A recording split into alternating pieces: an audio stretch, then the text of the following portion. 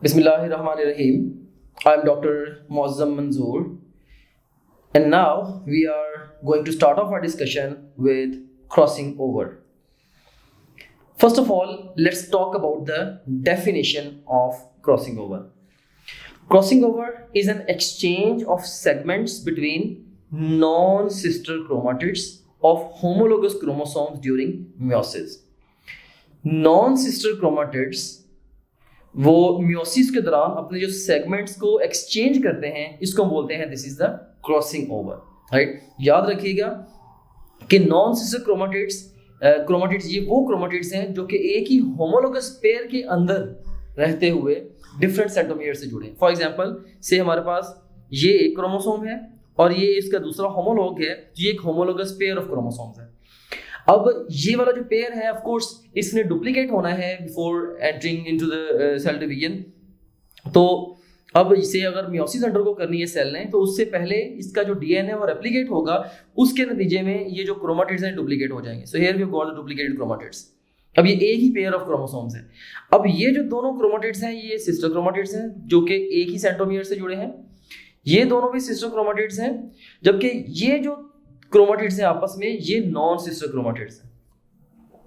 तो जो crossing over होती है ये between the non sister chromatids होती है, between the non sister chromatids. Non sister chromatids के बारे में याद रखिएगा कि इनके सेम लोकाई पे जीन्स हमेशा सेम होंगी, अलील्स सेम भी हो सकती हैं और डिफरेंट भी हो सकती हैं। फॉर एग्जांपल सेम लोकाई पे यहाँ पे से जो जीन है ये से हाइट की है, तो जीन सेम लोकस पे इन क्रोमाटिड्स के ऊपर हाइट ही की जीन होगी, लेकिन हो सकता है कि यहाँ पे ये कैपिटल टी हो तो यहाँ पे स्मॉल टी हो, या यहाँ पे कैपिटल भी हो सकता है, एंड सो ऑन, राइट। हाँ, जो अब कह लें कि जो सिस्टर क्रोमाटिड्स हैं इनके ऊपर जो एलील्स होती हैं वो हमेशा सेम होती हैं। हम कह सकते हैं कि sister chromatids are identical to each other while the non sister chromatids are similar to each other.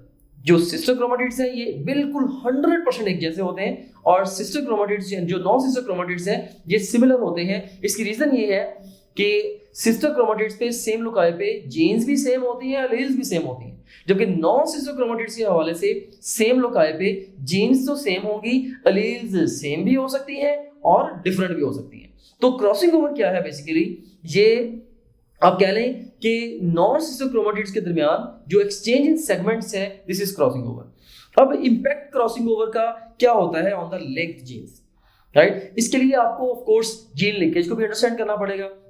Just imagine करें कि ये एक क्रोमोसोम है जिसके ऊपर डिफरेंट ये जीन्स प्रेजेंट है। अब आपको पता है कि क्रोमोसोम ने पूरे का पूरा ही जब आगे इसकी गैमेटोजेनेसिस होनी है तो ये पूरे के पूरे जो क्रोमोसोम्स हैं ऑफ कोर्स ये आगे गैमेट्स के अंदर चले जाने हैं।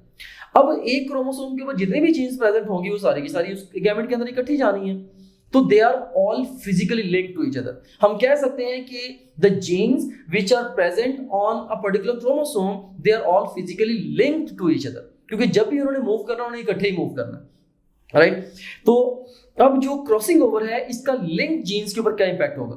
All genes on a chromosome are said to be linked. किसी भी एक क्रोमोसोम के ऊपर जो जीन्स होगी वो सारी की सारी लिंक्ड होगी on a particular chromosome of course, and they do not assort independently. वो इंडिपेंडेंटली असॉर्ट नहीं होती। मेंडल ने अपने एक्सपेरिमेंट्स के दौरान जिन भी ट्रेड्स को स्टडी किया, उन ट्रेड्स की जो जीन्स थी वो लिंक्ड नहीं थी। वो लकीली आप कह लें कि वो अलग अलग क्रोमोसोम्स के ऊपर प्रेजेंट थी, तो इसलिए जो वो उस लॉ ऑफ इंडिपेंडेंट असॉर्टमेंट तक पहुंच पाया।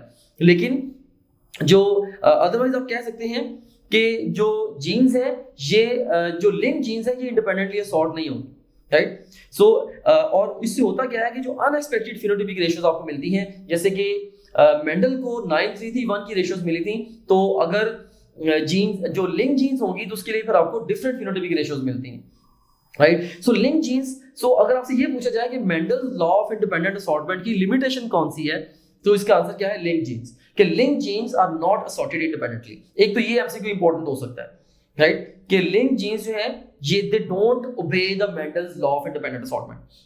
सेकंड नंबर पे अगर आपसे ये क्वेश्चन पूछा जाए कि is there any way link genes can be separated, answer to this question is they can be separated by the crossing over. कि जो लिंक जीन्स हैं उनको हम क्रॉसिंग ओवर की मदद से सेपरेट कर सकते हैं। एंड एक और बात याद रखिएगा कि closer genes are more strongly linked, lower chances of separation during crossing over. Crossing over से सेपरेट हो सकती हैं दो जीन्स अगर क्लोजर है। से अगर मैं ये कहता हूँ एक क्रोमोसोम में ड्रॉ करता हूँ, यहाँ पे से जीन 1 है, जीन 2 और जीन 3 है, 1 2 एंड 3। इसमें अगर आप गौर करें जीन 2 एंड 3 जो है ये दोनों क्लोजर है, तो ये ज्यादा चांसेस है कि ये लिंक्ड ही रहेंगे, ये स्ट्रांगली लिंक्ड है। इसके मुकाबले में जीन 1 एंड 3 जो है ये फार्दर अपार्ट है, तो ये जो है ये ऑफ कोर्स इनकी जो प्रोबेबिलिटी है सेपरेशन की क्रॉसिंग ओवर के जरिए वो क्लोजर जीन्स की निस्बत ज्यादा है। सो अब देखिए closer genes are more strongly linked and their lower chance, they have got lower chances of separation during crossing over. लेकिन जो फार्दर अपार्ट जीन्स हैं they are relatively less strongly linked and greater chances of their separation through crossing over. उनकी जो separation के chances होते हैं वो relatively greater होते हैं। ओके, अब क्रॉसिंग ओवर जो है उससे जीन्स रिकंबाइन कैसे होती हैं, इसको हम इस डायग्राम की मदद से अंडरस्टैंड करते हैं। सो ये हमारे पास एक होमोलोगस पेयर ऑफ क्रोमोसोम्स है, this is one chromosome and this is another chromosome. May be the red is paternal chromosome and blue is maternal chromosome. Why the paternal is red? I have depicted it in red because father is always angry and mother is cool, so that's why she's blue. तो link genes on on a pair of homologous chromosomes यहाँ पे ये present है, right. अब meiosis की beginning पे या meiosis में एंटर होने से पहले क्या होता है, डीएनए की रेप्लिकेशन होती है जिसके नतीजे में क्रोमोसोम्स की डुप्लीकेशन हो जाती है। तो यहाँ पे आप देख सकते हैं कि क्रोमोसोम्स की डुप्लीकेशन होगी। अब यहाँ पे आप ये भी देख सकते हैं कि सिस्टर क्रोमेटिड्स के ऊपर सेम जीन्स है और सेम एलील्स हैं।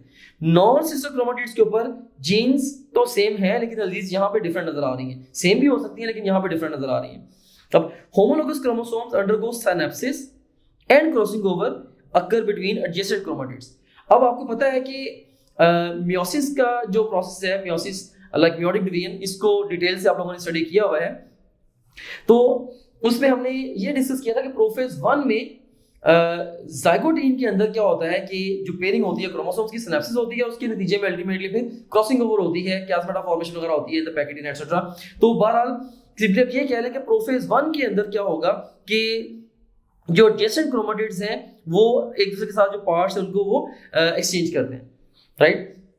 और उसके बाद फिर क्रोमेटिड्स जो वो सेपरेट हो जाते हैं। अब देखिए जब हमने पार्ट्स को एक्सचेंज किया और उसके बाद ये जब सेपरेट हुए, अब देखिए हमारे पास अब गैमेट्स जो ना, ओरिजिनली जो गैमेट्स हमारे पास आने थे वो दो किस्म के आने थे। अगर क्रॉसिंग ओवर ना होती तो हमारे पास एक गैमेट इस शक्ल के आते और दूसरे गैमेट्स जो इस शक्ल के आते हैं, दैट्स इट, राइट। सो इन यानी कि रेड और ब्लू ये दोनों इस तरह के हमारे पास एक गैमेट इस शक्ल के आ जाते हैं, लाइक से यहाँ पे मैंने रिप्रेजेंट किया एक गैमेट इस शक्ल के आ जाते हैं। लेकिन चूंकि क्रॉसिंग ओवर हो गई तो क्रॉसिंग ओवर की वजह से दो नई वैरायटीज के गैमेट्स भी आ गए। जैसे आप देख सकते हैं यहाँ पे कैपिटल ए और स्मॉल बी आ गया, यहाँ पे स्मॉल ए के साथ कैपिटल बी आ गया।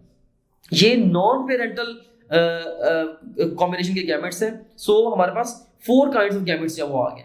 सो इस तरीके से हमने देखा कि क्रॉसिंग ओवर के नतीजे में जो जीन्स हैं वो रिकम्बाइन हो गई हैं। सो बेसिकली यहाँ पे जो जीन्स के रिकम्बाइन होने का कहा जा रहा है, टेक्निकली जो एलील्स हैं वो रिकम्बाइन हुई है। ओके, सो अब हम क्रॉसिंग ओवर या रिकॉम्बिनेशन फ्रीक्वेंसी की बात करते हैं। सो ये क्या है, क्या क्रॉसिंग ओवर या recombination frequency? It is the proportion of recombinant types between 2 gene pairs as compared to the sum of all combinations. It's the proportion of recombinant types between 2 gene pairs as compared to sum of all the combinations. Right?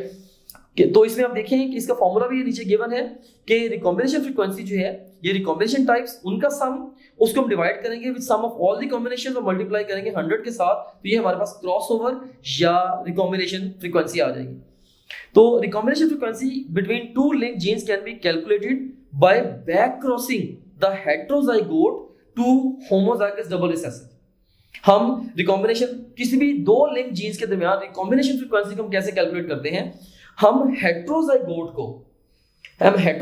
को homozygous recessive के साथ cross करते हैं और उससे जो offsprings आते हैं, ऑफ कोर्स हम उसमें हम देखते हैं कि पेरेंटल टाइप के ऑफस्प्रिंग्स कितने हैं और उसके बाद उस पर्टिकुलर जीन के लिहाज से कि पेरेंटल टाइप के ऑफस्प्रिंग्स कितने हैं और रिकॉम्बिनेंट टाइप के ऑफस्प्रिंग्स कितने आए हैं, और फिर उन वैल्यूज को इस फार्मूला के अंदर पुट करके हम रिकॉम्बिनेशन फ्रीक्वेंसी इसको निकाल लेते हैं। ऑलराइट, तो यहाँ पे इस डायग्राम में हम देख सकते हैं कि हमारे पास ये यहाँ पे हमारे पास ये आप कह सकते हैं कि ये पेरेंटल ये जीनोटाइप्स हैं। से ये आप देख सकते हैं कि ये 1 पेरेंट है and this is another parent.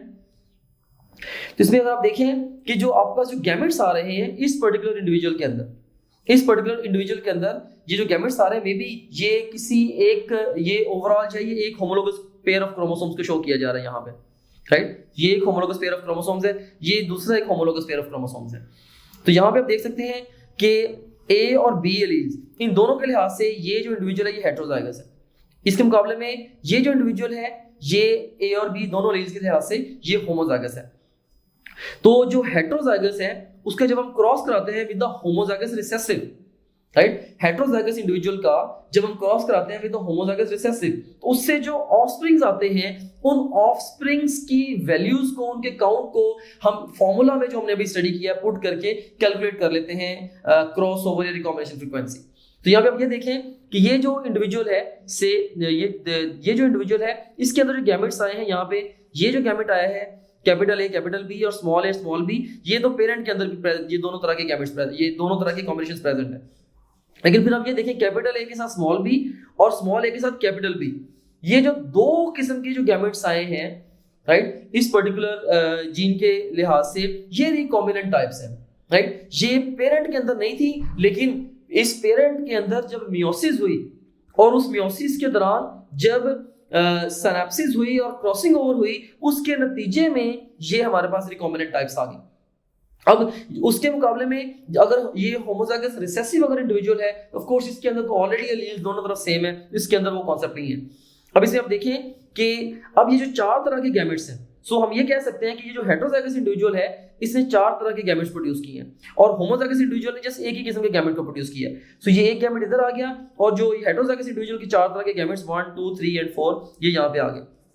Of course अब ये वाले जो गैमेट्स हैं ये जब इसके साथ कंबाइन करेंगे इस एक 100% ऑफस्प्रिंग्स के अंदर, जो 100% ऑफस्प्रिंग्स के अंदर जो आप कह लें कि ये वाला जो गैमेट है ये जाना ही जाना है और इन चारों में से किसी एक ने इसके साथ कंबाइन होना है, राइट, एक साथ कंबाइन होना। इस तरह से ये चार हमारे पास जो है पॉसिबल कॉम्बिनेशंस आते हैं ऑफस्प्रिंग्स के। इसमें अगर हम देखें इसमें हमारे पास जैसे कॉम्बिनेशन, जैसे if you look at here, तो यहाँ पे हमारे पास जो पेरेंटल कॉम्बिनेशंस भी हैं, जैसे here we've got a parental combination और ये भी पेरेंटल कॉम्बिनेशन है, राइट। आप देख सकते हैं कि ये पेरेंटल कॉम्बिनेशन है और ये वाला भी पेरेंटल कॉम्बिनेशन है, जबकि ये जो कॉम्बिनेशंस आए हैं ये रिकॉम्बिनेंट टाइप्स हैं। तो ये पेरेंट्स के अंदर किसी के अंदर भी नहीं थे, लेकिन क्रॉसिंग ओवर के नतीजे में ये वाले कॉम्बिनेशन हमारे पास आए हैं फ्यूजन ऑफ गैमेट्स के। तो अल्टीमेटली से अगर हमने किसी एक ट्रेट के लिहाज से एक हेटेरोजाइगोट इंडिविजुअल को लिया और होमोजाइगस रिसेसिव के साथ क्रॉस कराया और उसके नतीजे में जो एक्चुअली ऑफस्प्रिंग्स आए हम उनको काउंट करें, तो यहाँ पे पेरेंटल टाइप्स के आगे 40 + 40 80 आ गए और रिकॉम्बिनेंट टाइप्स के 10 + 10 = 20 आ गए। तो अगर हम रिकॉम्बिनेशन फ्रीक्वेंसी कैलकुलेट करना चाहते हैं तो रिकॉम्बिनेंट को हमने डिवाइड कर दिया with sum of all the combinations, 40 + 40 + 10 + 10 और उसको हमने मल्टीप्लाई कर दिया विद 100, तो जो जवाब हमारे पास आ गया दैट इज 20%। तो ये जो 20% है ये क्या है, ये हमारी क्रॉस ओवर या रिकॉम्बिनेशन फ्रीक्वेंसी है। ऑलराइट, अब यहाँ पे इससे रिलेटेड एग्जाम में क्वेश्चंस किस तरीके से आ सकते हैं, ये कुछ पैटर्न क्वेश्चंस मैं आपसे पूछने लगा हूँ। आई होप कि इन क्वेश्चंस को डिस्कस करके जो रिकॉम्बिनेशन फ्रीक्वेंसी का जो कॉन्सेप्ट है ये और ज्यादा आपके माइंड में क्लियर हो जाएगा and you would be able to work out with the questions presented to you on the final exam. So ये हमारे पास एक फ्रूट फ्लाई है, ये फीमेल है और इसके अंदर जो कलर है इसका ग्रे कलर है और ये विंगलेस है। विंगलेस से मुराद ये कि इसके विंग्स ऐसे हैं कि उनकी मदद से ये उड़ नहीं सकती, वो वर्क नहीं करते प्रॉपर्ली। तो इसका जो ग्रे कलर है कैपिटल जी के साथ रिप्रेजेंट किया गया है, सो इट शोज कि ये डोमिनेंट है, ग्रे कलर डोमिनेंट है। और विंगलेस जो ट्रेट है स्मॉल एन के साथ शो किया गया है, इसका मतलब ये रिसेसिव ट्रेट है। अब इसका अगर हमने क्रॉस कराया है with the black and winged fly के साथ, तो जो ब्लैक है अब इसके अंदर ब्लैक जो है ये रिसेसिव है, इसको स्मॉल जी के साथ शो किया गया है और विंग्ड जो ट्रेट है ये डोमिनेंट है, इसको कैपिटल एन के साथ शो किया गया है। अब यहाँ पे पहला क्वेश्चन मैं आपसे ये पूछना चाहता हूं कि what is the genotype of F1 generation offspring. आपके ख्याल में F1 जनरेशन का जो ऑफस्प्रिंग होगा उसकी जीनोटाइप क्या होगी। अब देखिए इस इंडिविजुअल ने जो गैमेट्स प्रोड्यूस करने हैं 100% गैमेट्स के अंदर कैपिटल G और स्मॉल n ने आना है।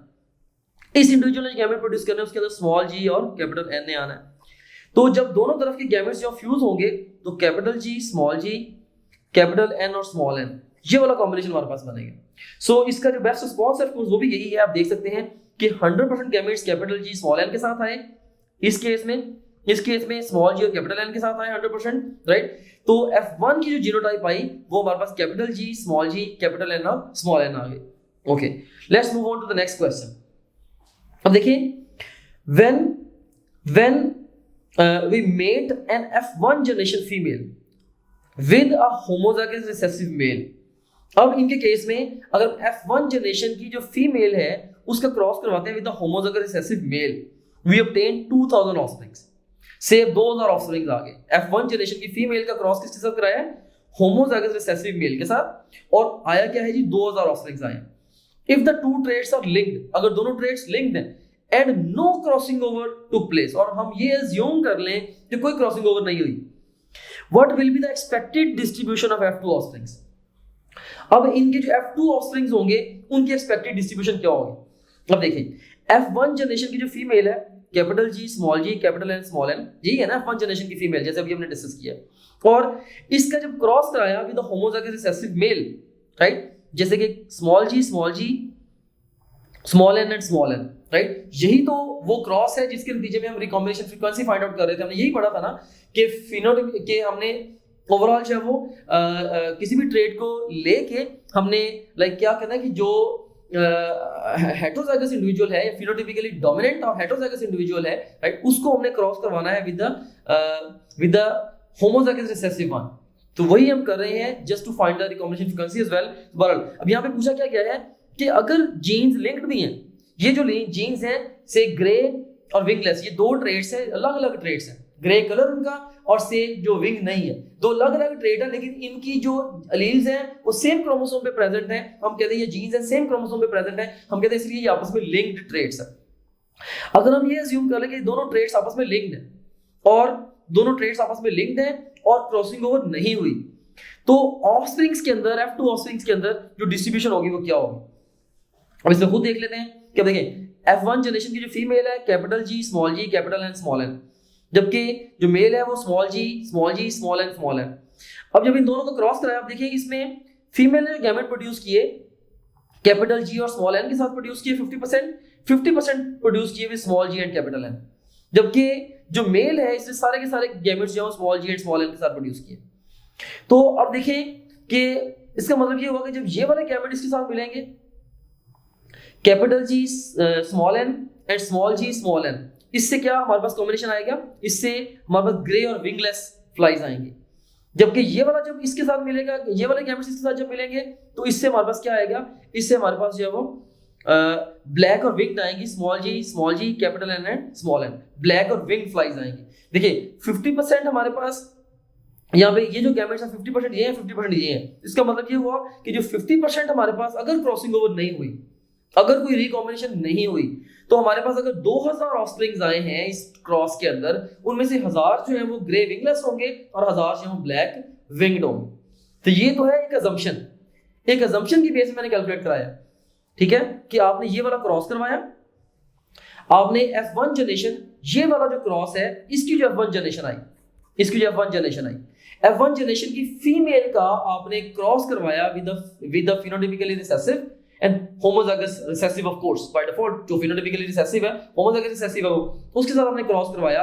तो उस अगर हम ये अज्यूम कर लें कि जीन्स भी दोनों की लिंक्ड है, दोनों ट्रेट्स की, और क्रॉसिंग ओवर भी नहीं हुई, तो नंबर ऑफ ऑफस्प्रिंग्स कितने होंगे? तो उसके अंदर आप देख सकते हैं कि 1000 ग्रे विंगलेस और 1000 जो ब्लैक विंग्ड आएंगे। तो अगर 2000 टोटल ऑफस्प्रिंग्स आए हैं, ओके।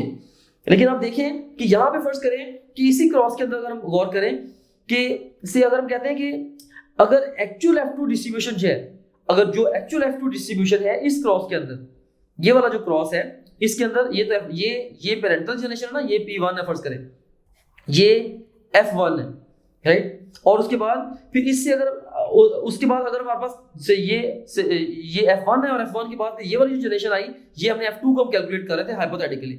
अगर फर्ज करें कि हम F2 जनरेशन लेते हैं, राइट, अगर हम F2 जनरेशन लेते हैं F1 का क्रॉस करवा के with the phenotypically recessive one, तो उससे एक्चुअली हमारे पास अगर डिस्ट्रीब्यूशन आई कि 895 ग्रे विंगलेस हमारे पास फ्लाइज आ गई, 905 ब्लैक विंग्ड आ गई, 110 ग्रे विंग्ड आ गई, 90 ब्लैक विंगलेस आ गई।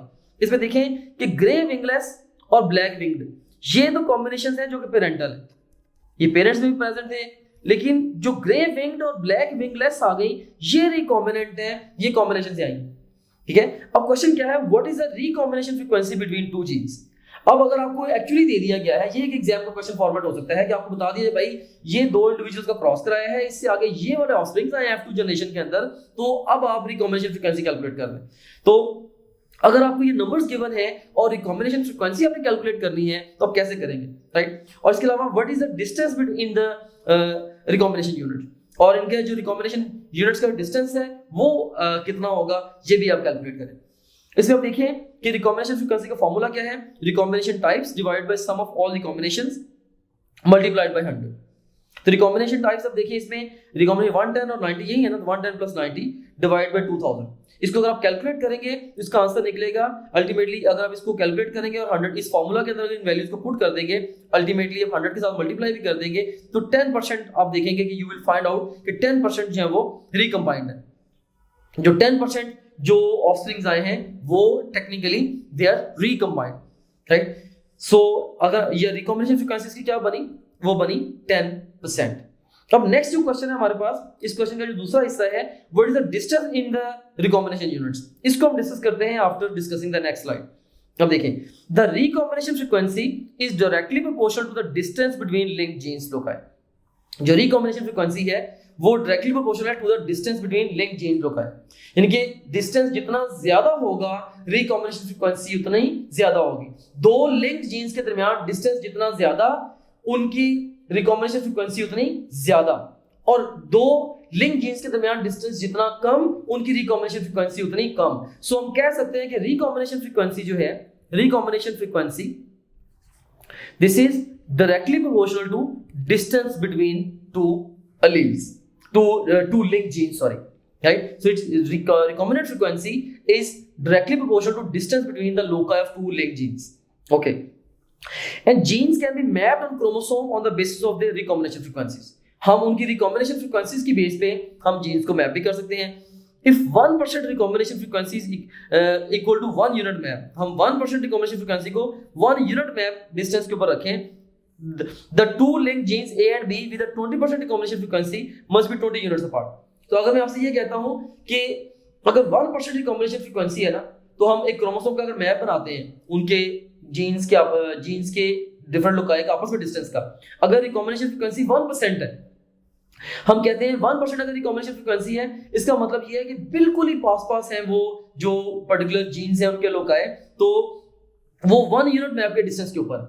और अगर फर्स्ट करें कि 20 रिकॉम्बिनेशन फ्रीक्वेंसी है तो 20 यूनिट मैप डिस्टेंस के ऊपर है। सो प्रीवियस क्वेश्चन के अंदर हमने जो कैलकुलेट किया था कि 10% रिकम्बाइंड है, तो डिस्टेंस रिकॉम्बिनेशन यूनिट्स में कितना होगा, तो अगर 10% रिकॉम्बिनेशन है तो डिस्टेंस जो होगा वो 10 मैप यूनिट्स होगा। सो सिंपली इसका ऐसे क्वेश्चन का आंसर ये है कि जो भी रिकॉम्बिनेशन फ्रीक्वेंसी होगी, जितने परसेंट रिकॉम्बिनेशन फ्रीक्वेंसी होगी, उतना ही मैप यूनिट डिस्टेंस होगा between the loci of two linked genes. So this is how you are supposed to answer this sort of questions. So that's all about crossing over. I hope that you have enjoyed the process of learning with me.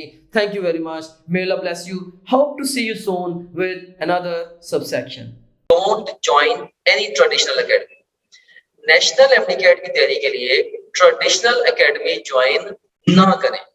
अगर आप traditional academy join करने की बजाय online academy जैसे कि top grade है से entry test की तैयारी करते हैं, तो इससे क्या फायदा होगा, इससे आप 6 से 8 घंटे डेली बेसिस पे अपनी सेल्फ स्टडी में ऐड कर लेंगे। और याद रखना कि सेल्फ स्टडी ये सिंगल मोस्ट इंपॉर्टेंट फैक्टर है in determining the success of a student in the national aptitude. और दूसरे नंबर पे आपकी प्रिपरेशन फास्टर, स्मार्टर और मच बेटर होगी। And last but not the least, अगर आप ऑनलाइन तैयारी करते हैं एकेडमी गए बगैर, तो आप 50,000 से लेके 1 लाख तक तकरीबन अपनी जो कॉस्ट है उसको भी सेव करेंगे। Rely on your own textbooks and topgrade.pk only. मैंने ओवर लास्ट डेकेड बेतहाशा सक्सेसफुल और फेलिंग स्टूडेंट्स के इंटरव्यूज किए हैं। जो स्टूडेंट्स का most common cause of failure है वो ये है कि वो स्कैटर्ड रिसोर्सेज यूज करते हैं, वो बहुत सारी जगहों से एट सेम टाइम तैयारी कर रहे होते हैं। सो ये उनको उनका जो ओवरऑल फोकस है तैयारी के ऊपर उसको ये चीज स्पॉइल कर देती है। हमने topgrade.pk प्लेटफॉर्म को आपके लिए इसीलिए बिल्ड किया है कि आपको अपनी टेक्स्ट बुक के अलावा और टॉपग्रेड के अलावा किसी भी और रिसोर्स को कंसल्ट करने तक की जरूरत ना हो। So rely on your own text books, अब जिस भी प्रोविंस से है, rely on your own text books and topgrade.pk only, क्योंकि आपकी अपनी टेक्स्ट बुक्स के अलावा जितना कुछ भी आपको चाहिए अपने इम्तिहान की तैयारी के लिए वो ऑलरेडी इसमें टॉपग्रेड में मौजूद है। और यहाँ भी मैं एक बात आपको बताना चाहूंगा कि लास्ट 4-5 इयर्स में 200 से ज्यादा ब्रिलियंट टीम मेंबर्स ने इस प्रोजेक्ट के ऊपर काम किया है और इस प्रोजेक्ट को यहाँ तक हम लेके आए हैं कि अब हजारों स्टूडेंट्स अक्रॉस द कंट्री इससे बेनिफिट ले चुके हैं